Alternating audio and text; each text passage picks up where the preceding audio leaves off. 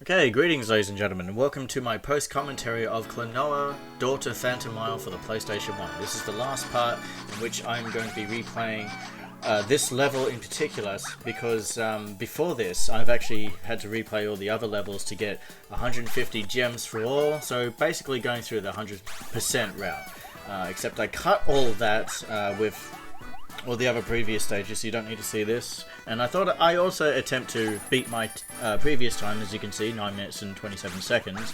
Will I make it? Well, that all depends, so let's see how I go. But, that being said, I have to say, you know, as I'm watching this is actually recording back in June, very early of June, and it is the 27th of December, pretty late at night. Before my friend Blake is going to be coming over, and we're going to be doing some more recording sessions for other games along, more so in the PlayStation 1, and perhaps we've actually done a little bit on the Game Boy, so we're sort of working on other Let's Play sessions within 2025 when the year comes. This is going to be the last game for 2024. So Klonoa, yes, you know, I'm actually glad I managed to make this happen, at least, because this was actually one of the best emulated examples I've had within my system. That being said, most PlayStation 1 games haven't actually been very haven't been working along the way as I wanted it to, so I'm glad Klonoa worked out well. Commentary, it's not the best, but it's certainly not the worst. It's not as on par as, say, like Metal Gear Solid. I think perhaps the biggest highlight I can say is that we've made our own original character, that is being Ghost Tax Fish. Part 10, I think we've sort of made fun of that. So yeah, if you haven't seen Part 10, you can see the origins of Ghost Tax Fish. But I would say that's the biggest highlight of the Let's Play because of how memorable. He's actually become so memorable that we've mentioned him in other recordings of other games as well. So stay tuned to that. So yeah, like I said, so yeah, this is also a little bit of a somewhat review that I'm doing right here, just generally covering things inside and outside of the game.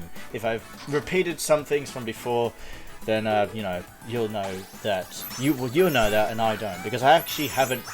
At this time, I've recorded. I've just finished editing part 12, and I've got to do part 13, which showcases the final boss. Which, well, I've just got to export it. So I'll just quickly say, in this challenge, in order to get 150 gems, when you come across these 2x fairies right here, you got to make sure that the gems that you see in that vicinity is collected within that time span of the 2 times. So what are we looking at? 1 gem equals 1, so what's that? That's 10 down there, and then you've got 16, so that's 32. So that's 42 gems. So if I look at the counter, it's 43, and eventually once I do collect all of them, which takes a while, I'll end up with, what did I say? It's 42. So I end up with 85, roughly. 85 is the number that we're looking at. But yeah, like I said, Klonoa, I was actually glad I managed to, what was that it? Oh, okay, it was more than that. But anyway, you get the gist. So Klonoa, I've known this game throughout high school, and an old friend of ours, Josh, who's actually one of the artists for the online community of Super Smash Flash 2. He's one of the character designers. He introduced us to this game. It was the soundtrack that got us our attention first, and then I saw him play a little bit of this game, and I thought, you know, this is actually pretty cool and unique, because I don't often see 2D-esque platformer games on the PlayStation 1. I mean, Rayman was its own sort of thing at the time, and then obviously you had other games that took a more 3D aspects, you know, like its sequel, and Crash Bandicoot. I guess Spyro's kind of up there. You know, that's sort of been the norm. In the PlayStation 1 era, you know, 2D was transitioning over to 3D. But in this game, it has that 2D element, but it takes more, as I think Blake has said, it's 2.5, because as you can see, there is a 3D aspect of it, especially because your character is known to go left and right, which is the X-axis, and up and down, which is Y-axis, but sometimes your character will end up, well, technically still doing X-axis, but they're going either towards the screen or away from the screen. So it's not exactly Z-axis, I would say, but you know, it's still, I guess, a very sort of unique setting, I guess, is what Klonoa at least had to offer. If I'm going to get to the sequel, that's debatable, because I really need to sort out how I'm going to play PlayStation 2 games, because whether if I'm going to use an emulator, I really don't know if I want to. I'd actually like to experience PlayStation 2 games straight off the hand, because I also do have Klonoa 2, but I think it's a North American release, and I don't have a North American. I have a Oceanic release, so I'm going to have to buy myself an Oceanic Klonoa 2. I bought myself the North American one because it just looked cooler, so I've learned that mistake. You know, I've got a few foreign game copies of the PlayStation 2 era. I even have one for Haruhi Suzumiya, which is in that little box. But anyway, besides that, it was actually good for you can actually hear Blake, but you couldn't so much hear me in the recording session. I don't know if that's because my voice is just narrowly quiet. I know Blake can tend to have a bit of a... I mean, I'm not shitting on you, Blake, don't worry. If you're actually recording this... If you're hearing me as I'm recording this, yeah. I'm not saying you're obnoxious or anything, it's just... Yeah. I've just noticed that I was just a little bit quiet, and I think that's what I'm going to go with. I was just a bit quiet. But it was good to actually hear Blake, because in the Metal Gear Solid Let's Play, I had to crank up the volume for every time he spoke. Sometimes it obviously would become a little bit louder than me. There was one session which he was, but I think I had some microphone issues on that. But you know, that being said, Klonoa wasn't a perfect run, especially for setting up the Let's Play as such. As in the last session, there was that sort of pulsing audio thing that I had. I'm not sure exactly what was causing that, and I was trying my best to get rid of it, but it would take a long time, and I simply just haven't got the time. Like at this point, I haven't actually finished editing and making thumbnails for this game. I'm sort of just winging it along, because tomorrow I will upload, I think it's part 12, I think, because I've got to do 13 as quick as possible. I'll do that first thing in the morning. But yeah, the game was actually good. I think I've actually said what I need to say about the game, as well as Blake has. You know, it's a simple 2D platformer.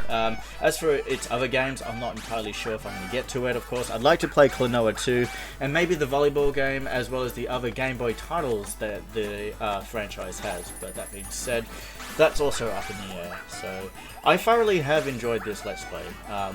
The commentary is not the greatest, I will admit. I think Part 5 to me was probably the weakest I've had, but there's room for improvement.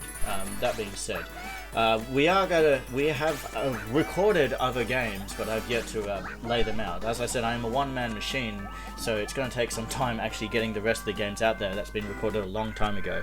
And look at that, I've beaten my record, 6 minutes and 34 seconds, so I'm proud that I've actually managed to make it this far and haven't died as much. Or to see Balu's revenge karmaristic scene here just rubbing into his face. Here, I'll just play the clip again. Yeah, anyway.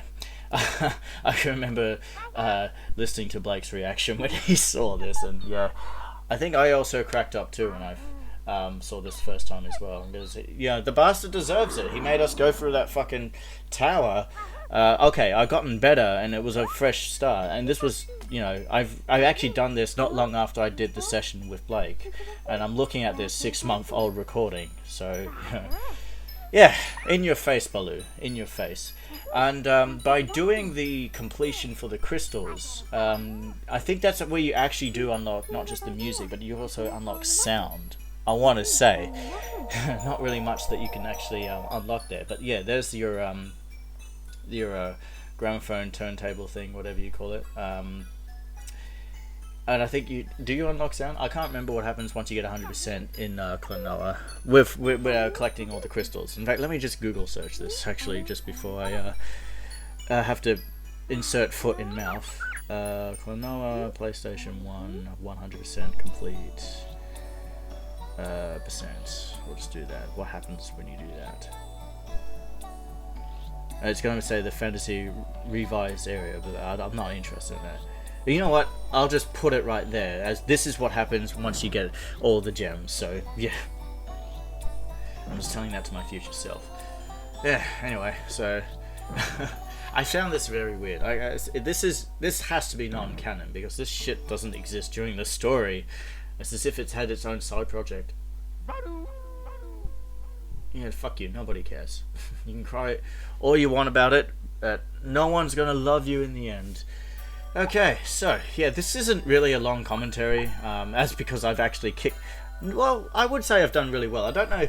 That wouldn't have been a world record. I'm sure that extra bonus has been beaten by a lot quicker and with less steps. But there you go. All the levels have been complete. I have 150 in all of them. That is a 100%. So we've unlocked the music player, and oh no, I want to say, was that it? It's not just the music player. I want to say there's extra vision, final vision. No, I don't know. I'm sure there is something there. But that being said, thank you very much for watching Klonoa, Daughter Phantomile, and I'll see you in the next title sometime of 2025. Sayonara.